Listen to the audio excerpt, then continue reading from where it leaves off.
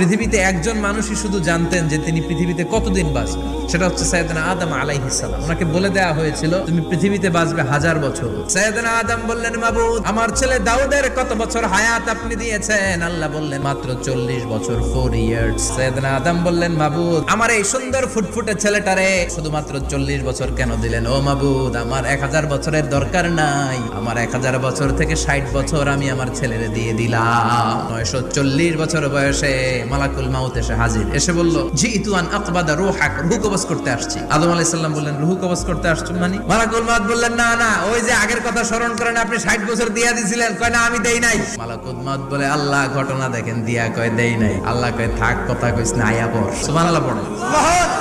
নাসিয়া আদম ফানাসিয়া বানু, ভুলে গেছেন উনি। আমরা ভুলে যাই, আমরা খেয়ে বলছি খাই নাই, নিছিলাম পকেটে, কয় নেই নাই। এরকম ডাকাইত আছে না নাই? আছে। পৃথিবীতে এক